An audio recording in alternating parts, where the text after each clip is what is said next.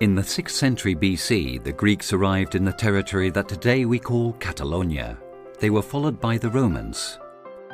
These two empires founded cities and spread the basis of Western culture whilst fostering an economy with a high importance on maritime commerce.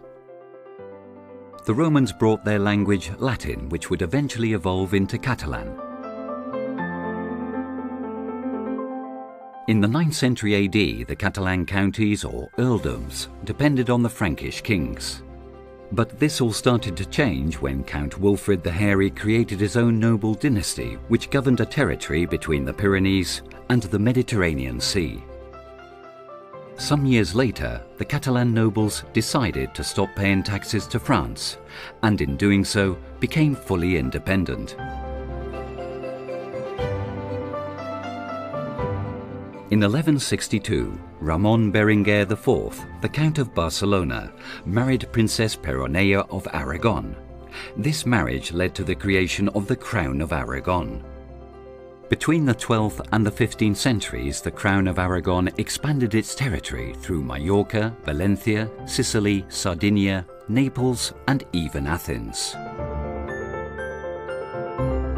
It swiftly became a powerful military and commercial empire which was administrated from Barcelona as a confederation in which each state had its own regulations.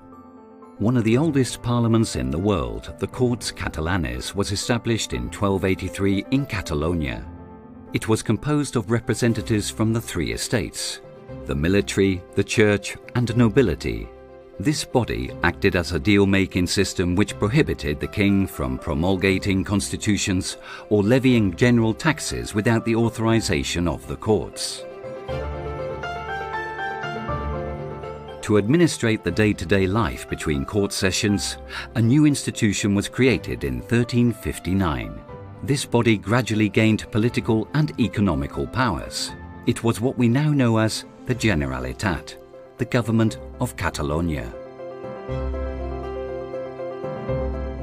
In 1469, Isabella of Castile and Ferdinand of Aragon married and united their realms in a confederation known as the Hispanic Monarchy, with its courts in Madrid.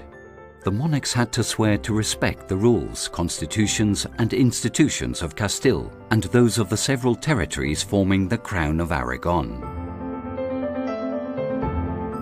In 1640, Catalan peasants rebelled against Philip IV in the War of the Reapers, Guerra dels Segadors.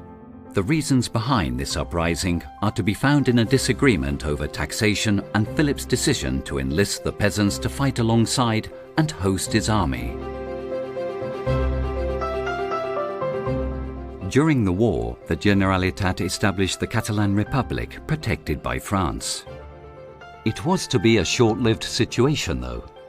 In 1659, the Treaty of the Pyrenees between France and Spain resulted in Philip IV giving part of the Catalan territories to France. In 1701, a huge international conflict known as the War of the Spanish Succession broke out. Europe was divided in its support for the two pretenders to the Spanish throne. Empires such as Great Britain and the Netherlands defended the Catalans and their preference for the pretender, Archduke Charles III of Austria. But in 1713, following the signing of the Treaty of Utrecht, the Allies withdrew their forces and left Catalonia to fight alone.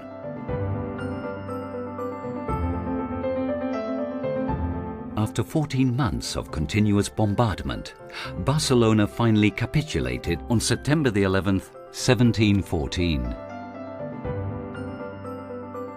The repression carried out by the winning pretender and new King Philip V of the House of Bourbon would be fierce. This would turn out to be the end of the Catalan state. Today, Catalans commemorate that defeat every September the 11th, their national day. In 1714, Philip V of Spain won the War of the Spanish Succession. One of his first political measures was to abolish the Catalan laws and institutions that had been in place for 500 years.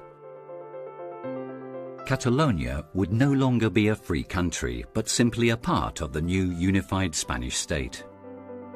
The new king set about homogenizing every aspect of his territory based on the Castilian culture. For this purpose, he replaced public officials and governors, imposed high taxes, and enacted the first law banning the use of Catalan language in public administration. That was only the beginning of an ever-increasing repression of Catalan culture that would last for generations. The Catalan language evolved from Latin centuries ago in the same way as French, Italian or Spanish did. Despite its importance in the world of literature, it was suddenly excluded from the public arena. It was now down to the people to keep Catalan culture and the language alive.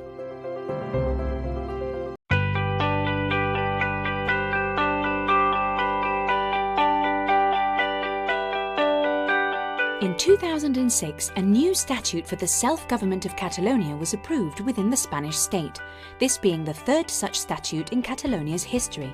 Catalunya té el nou estatut que desitjàvem. However, despite being passed by the Catalan and Spanish parliaments and confirmed in a referendum, this new law was then contested in the Constitutional Court by the right-wing People's Party and other Spanish institutions. In the following years, the Catalans awaited the court sentence with a growing sense of frustration, especially since it was widely expected it would be a restrictive sentence. As a result, on the 13th of September 2009, the inhabitants of the village of Arenys de Munt held a ballot on independence with the support of the local council. While not legally binding, it was organised in accordance with proper electoral procedures and generated considerable interest. Proclamem Arenys de Munt, primer municipi que ha votat lliurement i democràticament la independència de la nació. Over the next 18 months, 553 towns also held ballots, in which nearly 900,000 people voted. The outcome was clearly in favour of independence, but, more importantly, it also showed that people wanted to have a say in the country's future and were able to come together and organise large-scale activities without institutional help.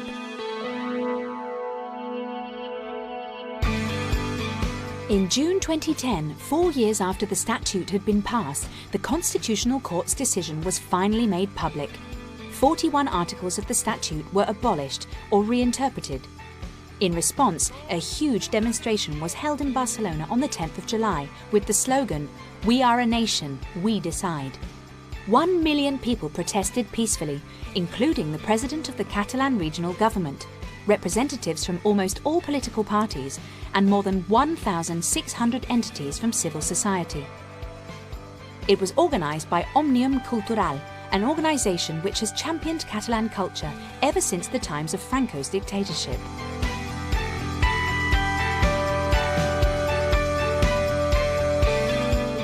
Over the next 2 years, the feeling of unease within Spain became increasingly acute, and opinion polls indicated a strong growth in the number of people in favour of self-rule.